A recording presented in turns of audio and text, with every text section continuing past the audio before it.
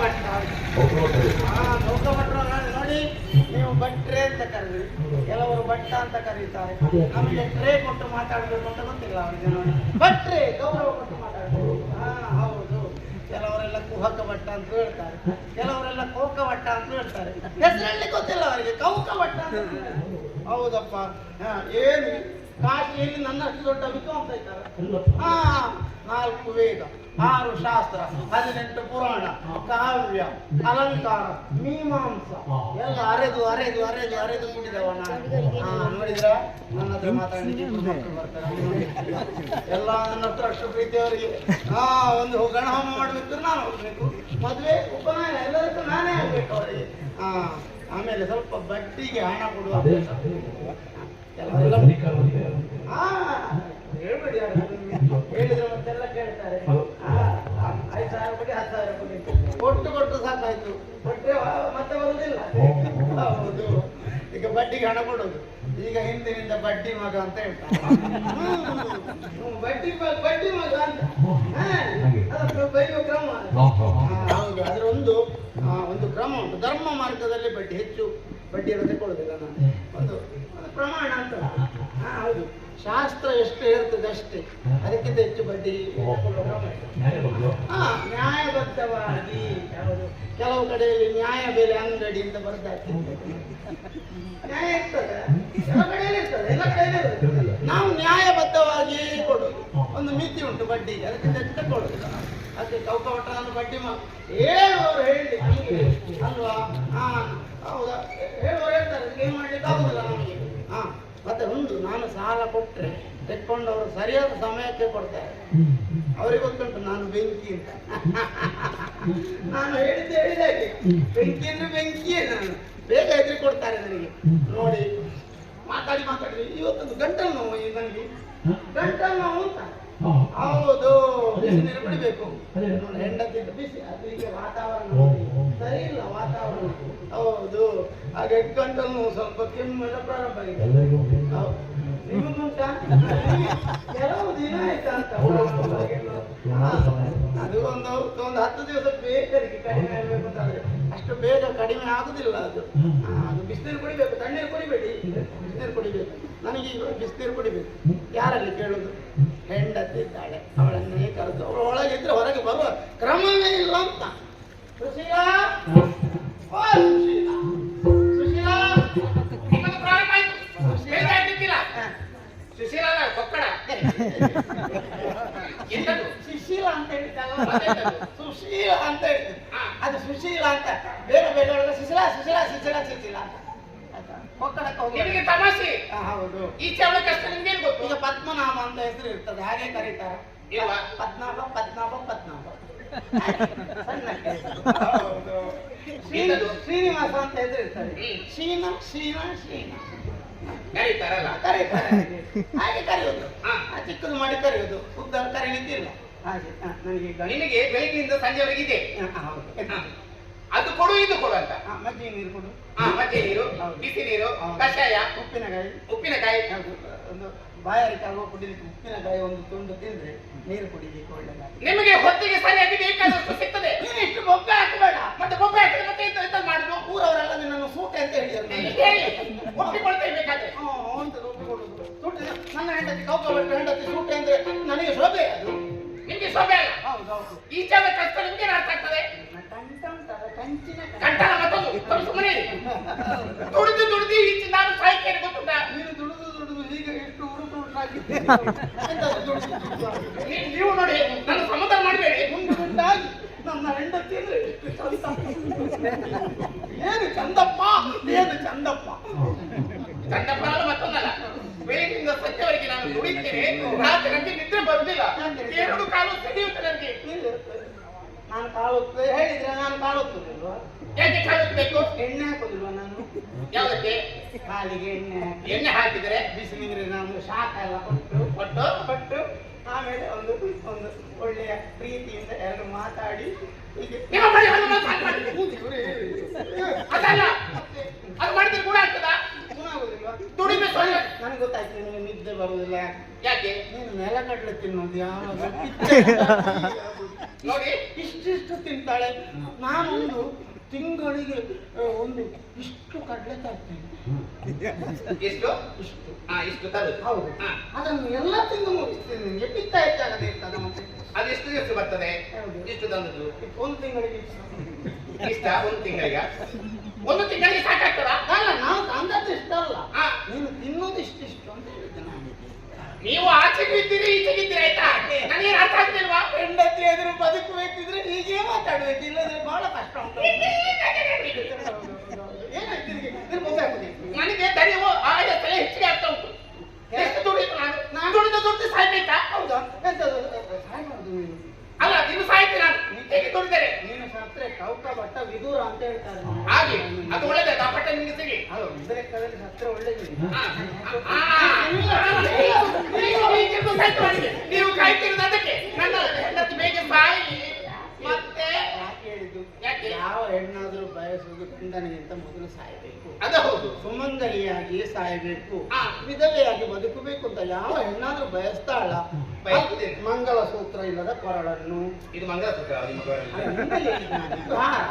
ಹೌದು. ಹೌದು. ಕುಂಕುಮ ಇಲ್ಲದ ಹಣೆಯನ್ನು, ಬಳೆಗಳಿಲ್ಲದ ಕೈಗಳನ್ನು ತೋರಿಸಿ ಬದುಕಲಿಕ್ಕೆ ಯಾವ ಹೆಣ್ಣಾದ್ರೂ ಇಷ್ಟಪಡ್ತಾಳೆ? ಹಾಗಿದ್ರೆ ಗಂಡ ಮೊದಲು ನೀನು ಸತ್ತರೆ ಹೆಂಡತಿ ಭಾಗ್ಯವಂತೆ. ಇದು ಪ್ರವಚನ ಮುಗೀತಾ ಉಂಟಾ? ಪ್ರವಚನ ನೋಡಿ, ನಾನು ಹೀಗೆ ದಿನ ದುಡಿತಿರ್ಲಿ, ಮತ್ತೆ ನಾನು ಹಾಸಿಗೆ ಹಿಡಿತೇನೆ, ಮತ್ತೆ ಸಾಯ್ತೇನೆ ನಾನು. ಹಾಸಿಗೆ ಹಿಡಿದು ಮಾಡುವುದಾ?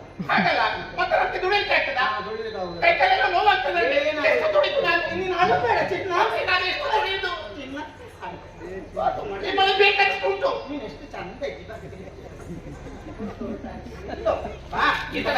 ಏನಾಗ್ಬೇಕು? ದುಡಿಲಿಕ್ಕೆ ಕಷ್ಟ. ಏನಾಗ್ಬೇಕು? ಈಗ ಹೆಂಡತಿ ಏನಾದ್ರೂ ಆಗ್ಬೇಕಿದ್ರೆ ಯಾರಲ್ಲಿ ಗಂಡನಲ್ಲೇ ಹೇಳ್ಬೇಕು. ಹೌದು. ನನ್ನನ್ನು ಹೇಳಿದ್ರೆ ನಾನು ವ್ಯವಸ್ಥೆ ಮಾಡುದಿಲ್ಲ. ಅದಕ್ಕೆ ವ್ಯವಸ್ಥೆ ಮಾಡಬೇಕದು. ನಿಮಗೆ ಕಣ್ಣು ಕಾಣ್ತಿಲ್ವಾ? ದೃಷ್ಟಿ ಸರಿ ಇಲ್ವಾ? ಉಂಟು. ಮತ್ತೆ ನಿನಗೆ ಏನಾಗಿದೆ? ಏನು ಕಷ್ಟ ಆಗಿದೆ ಈಗ ನಿನಗೆ? ಕಷ್ಟ ಅಲ್ಲ. ನಾನು ಹೇಳಿದಾಗ ಕೇಳ್ತೀರಾ? ನನ್ನ ಹೆಂಡತಿ ಹೇಳಿದಾಗೆ ಕೇಳೋದಿಲ್ಲ ನನಗೆ. ಕೇಳ್ತೀರಲ್ಲ? ಹಾ, ಹೌದು. ಹೇಳಿದಾಗ ನಿನಗೆ ಮಂತ್ರಿಸ್ಥಾನ ಉಂಟು, ಗೊತ್ತುಂಟ ನನ್ನ ಹೆಂಡತಿ? ಮತ್ತೆ? ಹೌದು. ಹಾ. ಹೌದು. ಕಾರ್ಯೇಶು ದಾಸಿ, ಕರಣೇಶು ಮಂತ್ರಿ, ಹಾ. ಭೋಜ್ಯೇಶು ಸಾಕು, ನಿಲ್ಲಿಸಿ. ಎಂಬ. ನಿಲ್ಲಿಸಿ. ಹಾ, ಸರಿ. ನನಗೆ ದುಡಿಮೆ ಸ್ವಲ್ಪ ಕಡಿಮೆ ಆಗ್ಬೇಕು. ಆಗ್ಬೇಕಿದ್ರೆ ಏನ್ ಮಾಡ್ಬೇಕು? ಏನ್ ಮಾಡ್ತೀರಿ? ನಾನು ಕೆಲಸಕ್ಕೆ ಸೇರ್ಬೇಕಾ? ಬಾವಿಯಿಂದ ನೀರು ನಾನು ಸೇದಿ ಕೊಡ್ತೇನೆ. ಆಯ್ತು, ಊರಲ್ಲಿ ಆಯ್ತು ಬರ್ಲಿ. ಹೆಂಡತಿ ಸುಮ್ಮನೆ ಇದ್ದಾಳೆ, ಗಂಡನಲ್ಲಿ ಕೆಲಸ ಮಾಡ್ತಾಳೆ, ಮಾಡಿಸ್ತಾಳೆ. ಎಲ್ಲಿ? ಮತ್ತೆ ಕವಟನಿಗೆ ಇನ್ನೊಂದು ಹೆಸರು, ಹೆಂಡತಿ ಗುಲಾಮ. ಹಾ. ಅದಕ್ಕೆ ಯಾರು ಕಾರಣ? ಹೆಂಡತಿ ಅಂತ ಆಗ್ಲಿಲ್ಲ. ಅದಕ್ಕೆ ಅವಕಾಶ ಮಾಡಿಕೊಡ್ತೀರಾ? ಕೊಡ್ಬಾರ್ದು. ಅದಕ್ಕಾಗಿ ಮನೆಯಲ್ಲಿ ಕೆಲಸಕ್ಕೆ ಜನ ಬೇಕು. ಕೆಲಸಕ್ಕೆ ಜನ ಬೇಕು. ಹಾ, ಸರಿ. ಸಂಬಳ ಕೊಡ್ಬಿಡು ಅವರಿಗೆ. ಕೊಡ್ಬೇಕು. ಧರ್ಮಕ್ಕೆ ದುಡಿತಾರಾ? ಎಲ್ಲಿಂದ ಸಂಬಳ ಕೊಡುದು? ನಾವು ಬಡವರಲ್ಲ. ನೀವು ಚಿಕ್ಕುಳು ಕಣ್ಣು ಬಿಡ್ತೀರಾ? ನೀವು ಮಾಡಿಟ್ಟಿದ್ದೀರಾ? ತುಂಬಾ ಉಂಟು ಗಂಟು. ಮತ್ತೆ ಹೋಗುವಾಗ ಕೊಂಡೋಗ್ತೀರಾ? ಕೊಂಡೋಗ್ಲಿಕ್ಕಿಲ್ಲ ಯಾರು. ದುಡಿಮೆ ಖರ್ಚು ಮಾಡಬೇಕು, ವೆಚ್ಚ ಮಾಡಬೇಕು. ಬರುವಾಗ ಬೆತ್ತಲೆ ಎಂತದು? ಬೆತ್ತಲೆಯಾಗಿ ಬಂದ. ಕೆಲವರಲ್ಲಿ ಹೇಳುದುಂಟು, ಬರುವಾಗ ನಾವು ಖಾಲಿ ಕೈಯಲ್ಲಿ ಬರ್ತೇವೆ, ಹೋಗುವಾಗ ಖಾಲಿ ಕೈಯಲ್ಲಿ ಹೋಗ್ತೇವೆ. ಅದು ಹಾಗಲ್ಲ, ಅದು ತಪ್ಪು. ಕೆಲವರು ಬರುವಾಗ ಖಾಲಿ ಕೈಯಲ್ಲಿ ಬರ್ತಾರೆ, ಹೋಗುವಾಗ ಇಷ್ಟಿಷ್ಟು ಕಟ್ಟಿಕೊಂಡು ಹೋಗ್ತಾರೆ.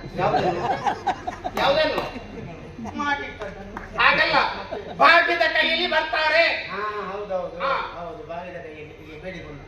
ಹಾಗಲ್ಲ, ನಾವಿಲ್ಲಿ ಸಂಪಾದನೆ ಮಾಡುದು ಬಂದ ನಂತರ. ಅದು ಭಾಗ್ಯ. ಬರುವಾಗ ಏನಿರುವುದಿಲ್ಲ. ಇರುವುದಿಲ್ಲ. ದುಡಿದು ಸಂಪಾದನೆ ಮಾಡ್ತೀವಿ. ಹೌದೌದು. ಹಾ. ನೀವು ಪುರೋಹಿತಿಗೆ ಎಷ್ಟು ಕಡೆಗೆಲ್ಲ ಹೋಗ್ತೀವಿ? ಪೌರೋಹಿತ್ಯಕ್ಕೆ ಹೋಗ್ತೇನೆ ತುಂಬಾ ಕಡೆ. ಬೆಳಿಗ್ಗೆಯಿಂದ ಸಂಜೆವರೆಗೆ ನಿಮ್ಗೆ ಅದೇ ಕೆಲಸ ಆಯ್ತು. ಹೌದು. ನಾನು ಇಲ್ಲಿ ದುಡಿದು ಸಾಯ್ಬೇಕು. ಹೌದು. ಗಟ್ಟು ಕಟ್ಟಿ ಇಟ್ಟಿದ್ದೀರಿ. ಇಟ್ಟಿದ್ದೇನೆ. ಎಲ್ಲೆಲ್ಲಿ ಎಷ್ಟು ಉಂಟು ನನಗೆ ಗೊತ್ತಿಲ್ಲ. ಅದು ನಿನಗೆ ಇಲ್ವಾ? ಯಾರಿಗೆ? ಅದನ್ನ ತಿಂತ ಇರುದಾ? ಅದು ತಿನ್ಲಿಕ್ಕೆ ಆಗುದಿಲ್ಲ. ಉಪಯೋಗಕ್ಕೆ ಬರ್ಬೇಕು. ಉಪಯೋಗಕ್ಕೆ ಬರ್ಬೇಕು. ಜನ ಬೇಕು. ಜನ ಕೆಲಸಕ್ಕೆ ಬೇಕು. ಸಂಬಳ ಕೊಡ್ಬೇಕು. ಸಂಬಳ ಕೊಡ್ಬೇಕು. ಕೊಡಿ. ಕೊಡ್ತೇನೆ. ಜನ ಕೆಲಸಕ್ಕೆ ಮಾಡ್ತೇನೆ. ಅದೆಲ್ಲ ಅದೆಲ್ಲವರಿಗೆ ಆಗ್ಬೇಕು. ಅದು ಬೇಕಾದ ಇವತ್ತಿನಿಂದ ಅವಳು ಅದು ಹೆಣ್ಣ ಗಂಡ ಗಂಡ ಮನೆ ಕೆಲಸ ಮಾಡ್ತಾರ? ಮನೆ ಕೆಲಸಕ್ಕೆ ಹೆಂಗಸೆ ಆಗ್ಬೇಕು. ಅಡುಗೆ ಮಾಡ್ಲಿಕ್ಕೆ ಗೊತ್ತುಂಟ? ಇಬ್ಬರನ್ನು ಮಾಡುವ. ಹೊರಗೆ ತೋಟದ ಕೆಲಸಕ್ಕೆಲ್ಲ ಗಂಡು. ಹೌದು.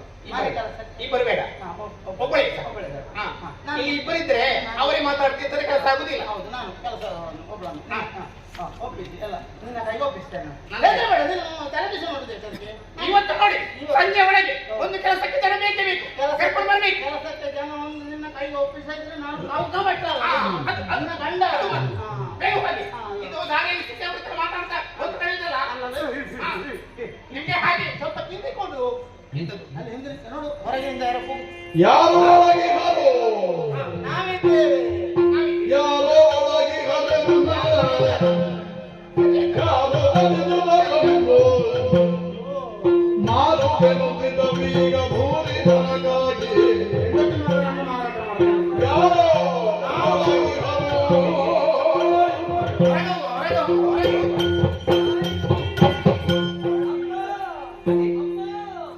ಸತಿ ಸುಂದರ ಮಾರುವೆನು, ಯಾರಿದ್ದೀರಿ? ಕೊಂಡುಕೊಳ್ಳಿ.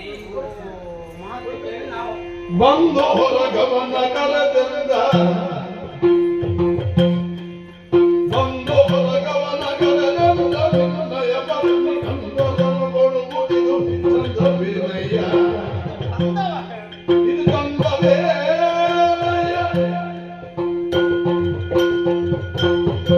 ಹೊರಗಿನಿಂದ ಕೂಗಿದವ ನೀನೆಯಾ? ನಾನೇ ಸ್ವಾಮಿ. ಏನಂತ ಕೂಗಿದ್ದು? ಸತಿ ಸುಂದರ ಮಾರುವೆನು. ಸುಮ್ಮನೆ ದೇವರೇ, ಶಿವನೇ, ಹೆಂಡತಿ ಮಕ್ಕಳನ್ನು ಮಾರೋದ? ಧರ್ಮ ಅರ್ಥ ಕಾಮಗಳಲ್ಲಿ ಸತಿ ಪತಿಯನ್ನು ಪತಿ ಸತಿಯನ್ನು ಅತಿಕ್ರಮಿಸಕೂಡದು. ಇದು ಶಾಸ್ತ್ರ ಹೇಳುವ ಮಾತು. ನೀನು ಹೆಂಡತಿ ಮಗನನ್ನು ಮಾರ್ತೇನೆ ಅಂತ ಹೇಳ್ತೇವೆ ಎಂತ? ಇದು ಚಂದ ಇದು ನಿನಗೆ ಪೂಜಾಕಮ ಇದು. ನೀವು ಆಡಿದಂತಹ ವಚನವನ್ನು ಚೆನ್ನಾಗಿ ಅರ್ಥ ಮಾಡಿಕೊಂಡವರು. ಮತ್ತು ಯಾಕೆ ಹೀಗೆ ಮಾತಾಡ್ತಾ ಇದ್ದಿ? ಕೇವಲ ಸಂಪತ್ತನ್ನು ಸಂಗ್ರಹಿಸಬೇಕು ಅನ್ನುವಂತ ಉದ್ದೇಶದಿಂದ ನನ್ನ ಹೆಂಡತಿ ಮಕ್ಕಳನ್ನು ಮಾಡುವುದಕ್ಕೆ ತೊಡಗಿಕೊಂಡದ್ದಲ್ಲ ನಾನು. ಖಂಡಿತವಾಗಿ ಅಲ್ಲ. ಮತ್ತೆ ನಾನು ಕೊಟ್ಟಂತಹ ಮಾತು ಉಳಿಬೇಕು ಅನ್ನುವಂತ ಉದ್ದೇಶದಿಂದ ಸತ್ಯ ಸುಖರ ಮಾರಾಟಕ್ಕಾಗಿ ಹೊರಟು ನಿಂತವರು. ಯಾರಿಗೆ ಕೊಟ್ಟ ಮಾತು? ಏನು ಮಾತು? ವಿಶ್ವಾಮಿತ್ರರಿಗೆ ಮಾತು ಕೊಟ್ಟಿದ್ದೆ. ಓ 48 ದಿನಗಳ ಒಳಗಾಗಿ ಓ ನೀವು ಹೇಳಿದಂತೆ ಓ. 48,000 ಹೊನ್ನನ್ನು ನಿಮಗೆ ಒಪ್ಪಿಸ್ತೇನೆ ಅನ್ನುವ ಹಾಗೆ. ಓ ಆದ್ದರಿಂದ ಓ ಈ ಕಾಶಿ ದೇಶವನ್ನು ಸೇರಿಕೊಂಡವರು ಸರಿ. ಸಾಲದ ಋಣಮುಕ್ತರಾಗಬೇಕು ಅನ್ನುವಂಥ ಉದ್ದೇಶದಿಂದ ತೊಡಗಿಕೊಂಡದ್ದು. ಓ ಹೆಂಡತಿ ಮಕ್ಕಳನ್ನು ಮಾರಿಯಾಗ ಆ ಋಣವನ್ನು ತೀರಿಸುವ ಅನ್ನುವಂಥ ಉದ್ದೇಶ. ಬ್ರಾಹ್ಮಣರ ಋಣ ಇಟ್ಟು ತೀರಿಸಲೇಬೇಕು. ನಾವು ತಾಳಿಕೊಂಡ್ರು ಕೂಡ ಓ. ನಮ್ಮ ಪೂರ್ವ ಜನ್ಮದಲ್ಲಿ ತಾಳಿಕೊಂಡ್ರು ಕೂಡ ಅಂತ ಬಾಧೆ ನಮ್ಮನ್ನು ತಪ್ಪುವುದಿಲ್ಲ. ಓ ಈಶನತ್ರಯ ಅಂತ ಉಂಟು. ಹೌದು, ಹೆಂಡತಿಯ ಆಸೆಯನ್ನು ಪೂರೈಸಲು ಇದ್ದಾಗ ಆಗುವನು, ಮಕ್ಕಳ ಬಯಕೆ ಏನುಂಟು ಅದನ್ನು ಕೊಡ್ಲಿಕ್ಕೆ ಆಗದೇ ಇದ್ದಾಗ ತಂದೆ ತಾಯಿಯರಿಗೆ ಆಗುವನು, ಕೊಟ್ಟ ಸಾಲವನ್ನು ಸರಿಯಾದ ಸಮಯಕ್ಕೆ ಹಿಂತಿರುಗಿಸದೆ ಇರುವಾಗ ಆಗುವನು. ಇದು ಈಟಿಯ ಇರಿತಕ್ಕಿಂತಲೂ ಹೆಚ್ಚಿನ ನೋವನ್ನು ಕೊಡ್ತದೆ. ಈಶನತ್ರಯ ಅಂತ ಹೇಳೋದು. ಇಂತಿಷ್ಟೇ ದಿನದಲ್ಲಿ ಒಪ್ಪಿಸ್ತೇನೆ ಅನ್ನೋ ಹಾಗೆ ಮಾತು ಕೊಟ್ಟ ಬಳಿಕ ನಾವು ಕೊಡಲೇಬೇಕಾಗಿ. ಒಳ್ಳೆಯದು. ಎಷ್ಟು? 48,000 ಭಟ್ರೆ? ಒಳ್ಳೆ ಕಟ್ಟೆ ಬೆಲೆ. ಕಾಣುವುದಿಲ್ಲ. ಕಾಣುತ್ತದೆ, ಆದರೆ ನಾನು ಗಮನಿಸಲಿಲ್ಲ. ಒಳ್ಳೆ ಕಡಲೆ ಬೇಳೆ ಪಾಯಸ ಉಂಟು, ಸ್ವಲ್ಪ ಕಡಿಮೆ ಮಾಡಲಿಕ್ಕೆ. ಯಾವುದೆಲ್ಲ ಕಡಿಮೆ? 48,000. ಹೌದಾ? ಹೌದು. ಈ ವ್ಯವಹಾರ ಇಲ್ಲಿ ಆಗುದಿಲ್ಲ. ಮುಖ ನೋಡುವಾಗಲೇ ಗೊತ್ತಾಗ್ತದೆ ಕೆಲವು ಬಜ್ಜಿಪುಣ ಅಂತ. ಇಲ್ಲಿ ಬೇಡ, ಎಂತ ಕಡಿಮೆ ಮಾಡೋದಕ್ಕಾಗುದಿಲ್ಲ. ಒಳ್ಳೆ ಕಾಯಿ ಹೋಳಿ ಬಡಿಸ್ತೇನೆ. ಬೇಡ ಬೇಡ, ಕಡಿಮೆ ಮಾಡಲಿಕ್ಕೆ ನನಗೆ ಅದೆಲ್ಲ ಕೊಟ್ಟು ಕಡಿಮೆ ಮಾಡುದಿಲ್ಲ. ಸ್ವಲ್ಪ ಕಡಿಮೆ ಮಾಡ್ಬೋದಾ? ಹೇಳಿದಷ್ಟು ಕೊಡ್ತೀರಾ ಇಲ್ವಾ? ನಾವು ಹೋಗುವ. ಕಡಿಮೆ ಮಾಡಿದ್ರೆ ಸಾಲದಿಂದ ಮುಕ್ತವಾಗಿ ಮತ್ತೆ ಕೊಡೋಣ ಎಂತದ್ದು ಕೊಡೋಣ ಅಲ್ಲ, ಕೊಡೋಣ. ಹೋಗುವ. 48 ಅಷ್ಟೇ ಅಲ್ವಾ? ಇದರಲ್ಲಿ 40 ಉಂಟು, ಭಾರ ಉಂಟು. ಬಿಚ್ಚಿ ಬಿಚ್ಚಿ ಬೇಕಾ? ಇಟ್ಟಿದ್ದೀರಿ ಬ್ರಾಹ್ಮಣ ಬಂದ ಮೇಲೆ ಮುಖದ ಮಂಗಳಾರತಿ ಮಾಡ್ತೇವೆ. ಇಟ್ಟವ ನಾನು, ಚಿಕ್ಕನ ತನಕ ತೋರಿಸ್ಬಿಡ್ತೀವಿ. ಇಟ್ಟವ ನಾನು, ನನಗೆ ಎಲ್ಲಿಟ್ಟದ್ದು ಅಂತ ನೀನು ಹೇಳ್ಬೇಕು.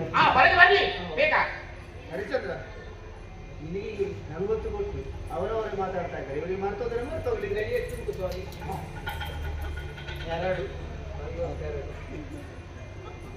ಇನ್ನು ಆಗುತ್ತೆ ಬಾ. ಇಲ್ಲ, ಅವಸರ ಮಾಡ್ಬೇಡ. 2. ಇನ್ನು ಎಲ್ಲಿ ಬಟ್ಟೆ ಇಟ್ಟಿದ್ದೀರಿ? ಅದೇ ನನ್ನ ಕೈಗೆ ಸಿಗುದಿಲ್ಲ ಯಾವತ್ತೂ ಕೂಡ. 44 ಆಯ್ತು ಸ್ವಾಮಿ. ಹೌದು, 46. ಬೇರೆ ತಮ್ಮನೇ ನೀವು.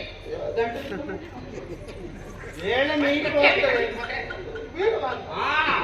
ಜಾಗತ್ತೆಲ್ಲ ಉಂಟು ನಮಗೆ. ಇದರಲ್ಲಿ ಒಂದು ಉಂಟು, ಆಯ್ತಾ? ನೋಡು, ಒಂದು ಉಂಟು. ಉಂಟು. ಎಷ್ಟು? 47 ಸಾಕಲ್ಲ ಎಲ್ಲಿಗೆ ಉಂಟು ಕಟ್ಟು ಮಾಡಿ. ಆಗುದಿಲ್ಲ ಆಗುದಿಲ್ಲ ಆಗುದಿಲ್ಲ ನಾನು ಇನ್ನೊಂದು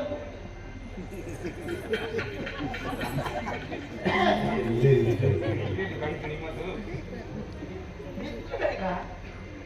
ನಟ್ಟು ಕಟ್ಟಿತಾ ಉಂಟು ಬಿಚ್ಚಬೇಕು ನಾನು. ಎಷ್ಟುಂಟು ಒಂದ 47 ಹೊಟ್ಟೆ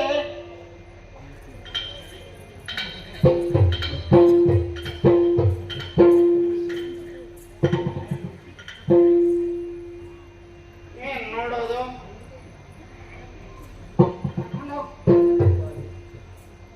ಮಾತಾಡ್ಲಿಕ್ಕುಂಟ ಏನಮ್ಮ ಕೂತುಂಗಮ್ಮ ನಾನು ಬಂದೆ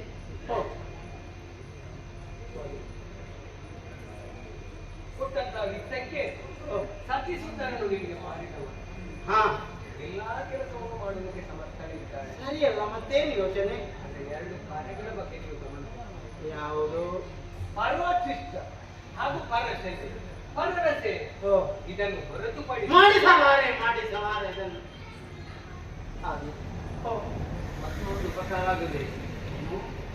ನನ್ನವರನ್ನು ಮತ್ತೆ ಕಾಣಲಿಕ್ಕೆ ಯಾವಾಗ ಸಿಗ್ತದೆ ಅಂತ ಗೊತ್ತಿಲ್ಲ. ಓ ಒಂದು ಕ್ಷಣ ಓ ಮಾತಾಡಿಸಬಹುದೇ? ಒಪ್ಪಿದೆ ಅಮ್ಮ.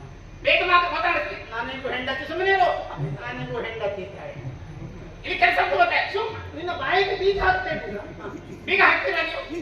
ಬೇಗ ಮಾತಾಡಲಿ ಮುಗಿಸಲಿ ಬೇಗ. ಮಾತಾಡಮ್ಮ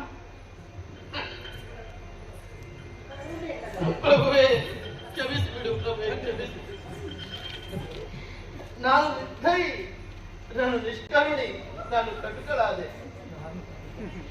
ಯಾವ ಕೈಯಿಂದ ನನ್ನನ್ನು ಉದ್ಧರಿಸಿದ್ರು ಅದೇ ಕೈಗಳನ್ನು ಬಲಪಡಿಸಿ ನಮ್ಮನ್ನ ಮಾರಿಬಿಡಿ ಮಾರಾಟ ಮಾಡು ಅಂತ ಹೇಳಿದೆ ಪ್ರಭುವೆ.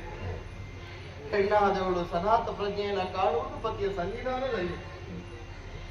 ಗಂಡನೇ ಇಲ್ಲ ಅಂತಾದ್ರೆ ಗಂಡನ ಸನ್ನಿಧಾನವೇ ಹೆಂಡತಿಗೆ ತಪ್ಪಿತು ಅಂತಾದವಳು ಅನಾಥಳಲ್ವೇ? ಸಕಾಲದಲ್ಲಿ ನೀನು ನನ್ನನ್ನು ಎಚ್ಚರಿಸಿದವಳಾಗಿದೆ. ಚಂದ್ರಮತಿ ಇಂದಿಗೆ ಅನಾಥರು ಪ್ರಭುವೆ ಅನಾಥ. ನಮ್ಮದಾದ ಪುರದಲ್ಲಿ ನಿತ್ಯವೂ ನಿಮ್ಮನ್ನೇ ದೇವರು ಅಂತ ಭಾವಿಸಿ ಪೂಜಿಸುತ್ತವಳು ನಾನು. ಪ್ರಪಂಚದಲ್ಲಿ ಗಂಡಸರಿಗೆ ಅದೆಷ್ಟೋ ದೈವ ದೇವರುಗಳಂತೆ, ಆದರೆ ಹೆಂಡತಿಯಾದವರಿಗೆ ಹೆಣ್ಣಾದವರಿಗೆ ಪತಿಯೇ ಪರದೈವ. ಆದ್ದರಿಂದಲೇ ಪತಿಮನೆಯೇ ದೇವಾಲಯ, ಪತಿ ಸೇವೆಯೇ ಪರಮಸುಭಾಗ್ಯ. ನಿಮ್ಮ ಪದಯುಗ್ಮಗಳನ್ನು ನುಡಿದು ಅದನ್ನೇ ಪುಣ್ಯ ತೀರ್ಥವನ್ನು ಹಾಗೆ ಸ್ವೀಕರಿಸಿ, ನಿಮ್ಮ ಪದ ಕಮಲಗಳನ್ನು ವಾರ್ತಿಸಿದ ಪುಷ್ಪಗಳಿಂದ ನನ್ನ ಮುಡಿಯನ್ನು ಶೃಂಗರಿಸಿ, ನಿಮ್ಮ ಪಾದಧೂಳಿಯನ್ನು ಹಣಗೊತ್ತಿಕೊಂಡು ಮಾಂಗಲ್ಯದ ಸೌಭಾಗ್ಯವನ್ನು ಎನಿಸಿ ಮತ್ತೆ ಮತ್ತೆ ನನ್ನೊಳಗೆ ನಾನು ನಿಲ್ಲುತ್ತಿದ್ದೆ ಪ್ರಭುವೆ. ಆದರೆ ಇಂದು ನನ್ನ ಹಣೆಗೆ ತಿಲಕವೆಲ್ಲಿ, ಮುಡಿಗೆ ಹೂವೆಲ್ಲಿ, ಸೇವಿಸುವುದಕ್ಕೆ ತೀರ್ಥವೆಲ್ಲಿ ಪ್ರಭುವೆ, ತೀರ್ಥವೆಲ್ಲಿ. ನನ್ನನ್ನು ಕ್ಷಮಿಸಿ ಬಿಡಿ ಪ್ರಭುವೆ, ನನ್ನ ಕ್ಷಮಿಸಿ ಬಿಡಿ, ಕ್ಷಮಿಸಿ ಬಿಡಿ. ಚಂದ್ರಮತಿ, ನಿನ್ನನ್ನು ಮದುವೆಯಾದ ಅಂದಿನಿಂದ ಇಂದಿನವರೆಗೆ ಜೊತೆಯಾಗಿ ಕಾಲವನ್ನು ಕಳೆದವರು. ನಿನ್ನ ಮನಸ್ಸು ಏನು ಅನ್ನೋದನ್ನು ನಾನು ಅರ್ಥ ಮಾಡಿಕೊಂಡೆ, ನನ್ನ ಮನಸ್ಸು ಏನು ಅನ್ನೋದನ್ನು ನೀನು ಅರ್ಥ ಮಾಡಿಕೊಂಡೆ. ಆದರೆ ದೂರಾದಷ್ಟವು ಏನು? ಈ ಕಾಲದಲ್ಲಿ ನನ್ನನ್ನು ಬಿಟ್ಟು ನೀನು, ನಿನ್ನನ್ನು ಬಿಟ್ಟು ನಾನು ಉಳಿದುಕೊಳ್ಳುವ ಹಾಗಾಯಿತು. ಆದರೆ ದೇಹ ಸಂಬಂಧದಲ್ಲಿ ನಾವು ದೂರ ಉಳಿದು ಕೂಡ ಮನೋಸ್ಥಿತಿಯಲ್ಲಿ ಉಳಿಯಲಿಕ್ಕೆ ಸಾಧ್ಯ ಉಂಟೆ ಹೇಳು? ನಿನ್ನನ್ನು ನಾನು ಮರೆಯೋದಕ್ಕೆ ಸಾಧ್ಯ ಉಂಟೆ ಹೇಳು ಚಂದ್ರಮತಿ? ನಾನು ಬಲ್ಲೆ ಲೋಹಿತ, ನಾವು ಮಾರಾಟವಾದ ವಸ್ತುಗಳು ಮಗನೇ. ನಿನ್ನ ತಂದೆ ಸತ್ಯಕ್ಕಾಗಿ ನಮ್ಮನ್ನು ಮಾರಾಟ ಮಾಡಿದ್ದಾರೆ. ಇನ್ನೊಬ್ಬರ ಚಾಕಿರಿ ಮಾಡಬೇಕಾದ ಕೆಲಸವನ್ನು ಇದು ಪ್ರಾಪ್ತಿಸಿದೆ. ಕಷ್ಟವೂ ದುಃಖವೂ, ಇರುವುದಕ್ಕೆ ಮನೆ, ಉಣ್ಣುವುದಕ್ಕೆ ಹೊಟ್ಟೆಗೆ ಆಹಾರ, ಉಡುವುದಕ್ಕೆ ಬಟ್ಟೆ. ಆ ಪುಣ್ಯಾತ್ಮ ಕೊಡಬಹುದು. ಆದರೆ ನಿನ್ನ ತಂದೆ ಇನ್ನು ಮುಂದೆ ಎಲ್ಲಿರ್ತಾರೆ, ಹೇಗಿರ್ತಾರೆ, ಇದನ್ನು ತಿಳಿದುಕೊಳ್ಳಬೇಕಾದ ಅಪೇಕ್ಷೆ, ಕರ್ತವ್ಯ ನನಗುಂಟು ಮಗನೇ. ಗಂಡ ಹೆಂಡತಿ ಸಂಬಂಧ ಮುಗಿದು ಬಿಡಬಹುದು, ಆದರೆ ಇಹದ ಆಚೆಗೂ ಇರುವ ಸಂಬಂಧ, ಊಟದಲ್ಲಿ ಉಳಿಯುವ ಸಂಬಂಧ ತಂದೆ ಮಕ್ಕಳ ಸಂಬಂಧ. ಆದ್ದರಿಂದಲೇ ಸತ್ತ ಪಿತೃಗಳಿಗೆ ಶ್ರಾದ್ದ ಮಾಡುವ ಕ್ರಮ ಉಂಟು ಮಗನೇ. ಶ್ರದ್ಧೆಯಿಂದ ಆಚರಿಸಬೇಕಾದ ಕ್ರಮವನ್ನು ಮಾರಿದ್ರು, ಬಿಟ್ಟರು, ಚೆಲ್ಲಿದರು, ತಂದೆ ಜೊತೆಗಿನ ಸಂಬಂಧ ನಿನ್ನ ಕುರಿತಾಗಿ ಕಡಿದು ಬೀಳದು. ತಾಯಿಗೊಂದು ಉಪಕಾರ ಮಾಡು. ಮುಂದೆ ಎಲ್ಲಿರ್ತಾರೆ ಹೇಗಿರ್ತಾರೆ ಅಂತ ಕೇಳಿ ಬಾ ಮಗನೇ ಕೇಳಿ. ಅಪ್ಪ ಅಪ್ಪ ಮಗನೇ ರೋಹಿತ,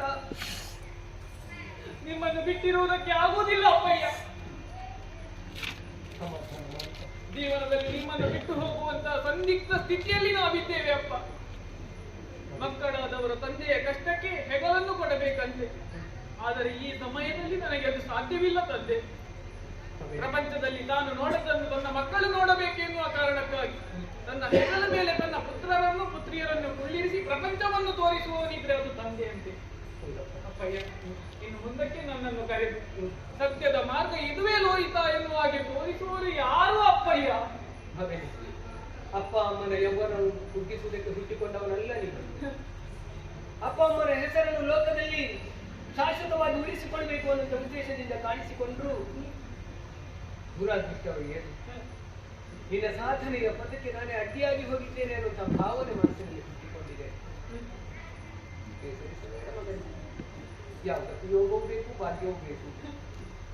ಯೋಗ ಉಂಟು ಅಂತಾದ್ರೆ ಭವಿಷ್ಯತ್ತಿನಲ್ಲಿ ನಿನ್ನನ್ನು ನಾನು ಕಂಡುಕೊಂಡೇನು. ಅಪ್ಪಯ್ಯ, ಮುಂದಕ್ಕೆ ನೀವು ಎಲ್ಲಿರ್ತೀರಿ, ಹೇಗಿರ್ತೀರಿ, ಮತ್ತೆ ನಮ್ಮನ್ನು ಯಾವಾಗ ಬಂದು ಕರೆದುಕೊಂಡು ಹೋಗ್ತೀರಿ ಅಪ್ಪಯ್ಯ? ನಿಮ್ಮನ್ನು ಬಿಟ್ಟಿರುವುದಕ್ಕೆ ನನಗೆ ಸಾಧ್ಯವಿಲ್ಲ ಅಪ್ಪಯ್ಯ. ಜೀಟಿ ಎಲ್ಲಿಗೆ ತನಕ ಕಂಡುಕೊಂಡು ಹೋಗ್ತಾನೋ ಅಲ್ಲಿ ತನಕವೂ ನಾನು ಸಂಚಾರದಲ್ಲಿ ಇರ್ತೇನೆ ಮಗನೇ. ಯಾವಾಗ ಕಾಣ್ತೇನೆ ಅನ್ನೋ ಹಾಗೆ ಹೇಳುವ ಹಾಗಿಲ್ಲ ಕಂದ. ಅಪ್ಪ, 12 ವರ್ಷಗಳ ಕಾಲ ನಿನ್ನನ್ನು ನಾನು ನನ್ನನ್ನು ನೀನು ಕಾಣದೇ ಹೋದೆ ಅಂತಾದ್ರೆ ನೀನು ಉಣ್ಣುವಂತ ಅನ್ನದಿಂದ ಒಂದು ಹಿಡಿ ಅನ್ನವನ್ನು ಎಲೆ ಸುರಿಯಲಿಕ್ಕೆ ಅಂದರೆ ನಾನು ಈ ಲೋಕವನ್ನು ಬಿಟ್ಟು ಹೋಗಿದ್ದೇನೆ ಅನ್ನುವುದೇ.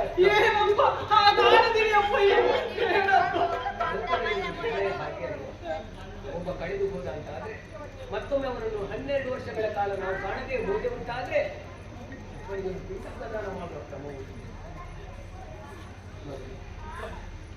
ಯೋಗವೋ ಭಾಗ್ಯವೂ ಇದ್ರೆ ಮುಂದೆ ಕಂಡುಕೊಳ್ಳುವ. ಬೇಡಪ್ಪ ಅಮ್ಮ, ನೋಡಮ್ಮ ಅಪ್ಪ, ನೋಡ.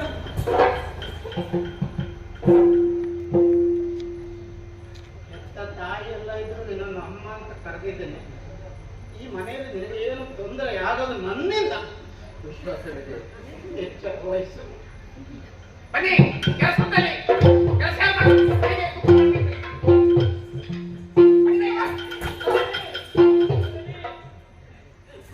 ಹೀಗೆ ಬರುವಿತ ಅರ್ಥ ಮಾಡಬೇಡ.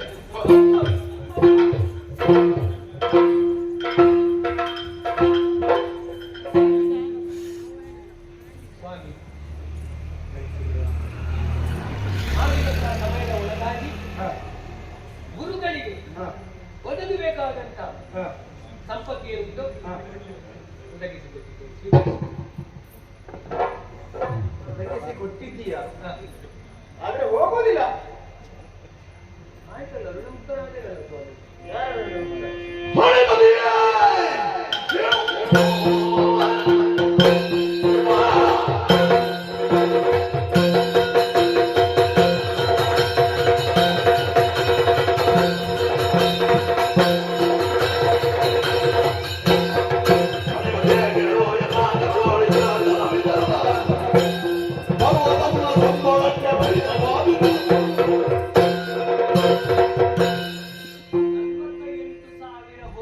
ಹೆಂಡತಿ ಮಗನನ್ನು ಮಾಡಿ ವಿಶ್ವಾಮಿತ್ರರಿಗೆ ಸಲ್ಲಬೇಕಾದಂತ ಸಂಪತ್ತನ್ನು ಹಾ, ನಿಮಗೆ ಒದಗಿಸಿಕೊಟ್ಟಿದ್ದೇನೆ. ವಿಶ್ವಾಮಿತ್ರನಿಗೆ ಸಲ್ಲಬೇಕಾದಂತಹ ಸಂಪತ್ತು ಅಂತ ಹೇಳುವುದು ಜಾಗರೂಕತೆಯಿಂದ ಒಪ್ಪಿಸಿ ಸ್ವಾಮಿ. ಅದರ ಬಗ್ಗೆ ಜಾಗ್ರತೆ ನನಗೆ ಹೇಳಬೇಕಾಗುವುದಿಲ್ಲ. ಆದರೆ ಕೊಟ್ಟದ್ದು ಹೌದು. ಇಲ್ಲಿ ಯಾವುದಕ್ಕೆ ಕೊಟ್ಟದ್ದು? ಅಂದಿನಿಂದ ಇಂದಿನವರೆಗೆ ನಿನ್ನ ಜೊತೆಯಲ್ಲಿ ಬಂದಂತಹ ನನಗೆ ಆಗಬೇಕಾದಂತಹ ಸಂಬಳ ಬಂದ ಹಾಗಾಯಿತು. ನಾನು ಅವತ್ತೇ ಹೇಳಿದ್ದೇನೆ ಸಂಬಳ ಕೊನೆಗೆ ಹೇಳ್ತೇನೆ ಅಂತ. ಇವತ್ತು ಹೇಳ್ತೇನೆ, ಇದು ಸಂಬಳ ಗುರುಗಳಿಗೆ ಕೊಡಬೇಕಾದದ್ದು ಇನ್ನು ಬರಬೇಕು. ಕೊಡು ಕೊಡು. ಇದು ನಿಮ್ಮ ಸಂಬಳ. ಏನು ಬೇಡದ ಭೂಪನದಗೆ ನನಗೆ ಕೊಡುವುದಿದರ ನೀನು, ನಿನಗೆ ಮೇಲೆ ಕೊಡುವೆ ದ್ರವ್ಯ ಎಣಿಕೆಯಿಂದಲೇ. ಏನನು ಬೇಡದ ಭೂಪನದಗೆ ನನಗೆ ಕೊಡುವುದಿದರ ನೀನು,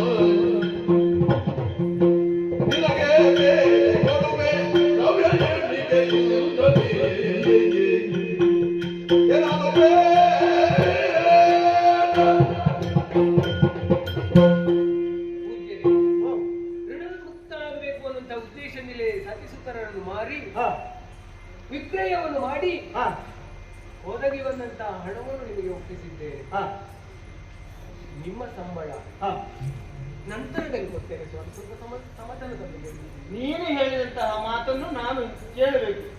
ಇಷ್ಟು ಕಷ್ಟ ಬರಬೇಕ? ಇದಕ್ಕೆಲ್ಲ ಇಷ್ಟೆಲ್ಲ ಕಷ್ಟ ಬರೋದೇಕೆ? ನಾನು ಸೋತಿದ್ದೇನೆ ಅಂತ ಹೇಳು, ನನ್ನಲ್ಲಿ ಹೇಳು. ಅವರಲ್ಲಿ ಹೇಳೋದಕ್ಕೆ ಧೈರ್ಯವಿಲ್ಲದಿದ್ರೆ ನಾನು ಹೋಗಿ ಹೇಳ್ತೇನೆ.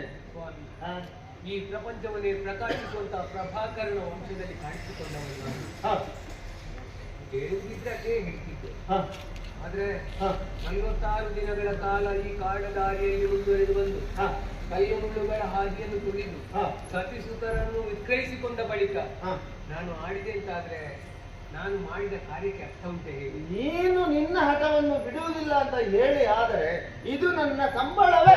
ನಿಮ್ಮ ಸಂಬಳ ಪ್ರತ್ಯೇಕವಾಗಿ ಕೊಟ್ಟು ಅದಾಗುದಿಲ್ಲ. ಮೊದಲು ಇದು ನನಗೆ ಸಂಬಳ ಬಂತು, ಇನ್ನು ಅವರಿಗೆ ಕೊಡಬೇಕಾದನ್ನು ಬೇಗ ಕೊಡು. ಕಾಲಾವಕಾಶ ಸ್ವಲ್ಪದು.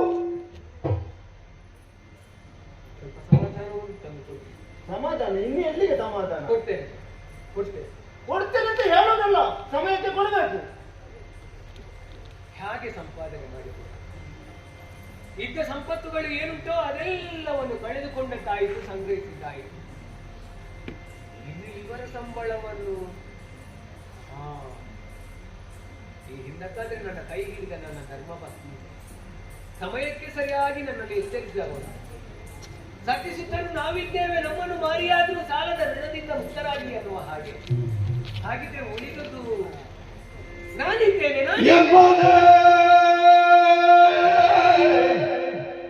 ಮಾಡಿಕೊಳ್ಳುವೆನು ಎನ್ನನ್ನೇ ಮಾರಿಕೊಳ್ಳುವೆನು. ಎನ್ನನೇ ಮಾಡಿಕೊಳ್ಳುವೆನು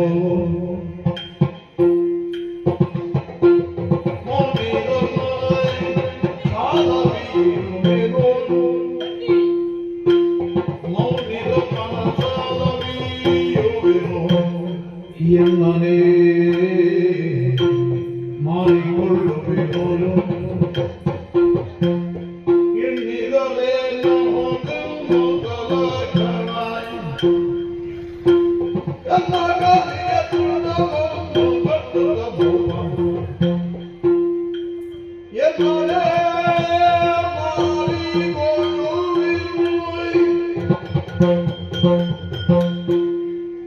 ನಮ್ಮ ಜೀವನದಲ್ಲಿ ಒದಗಿ ಬರಬೇಕಾದಂತಹ ಸಂಪತ್ತುಗಳು ಏನುಂಟೋ ಅದೆಲ್ಲವನ್ನು ಕಳೆದುಕೊಂಡದ್ದಾಯಿತು.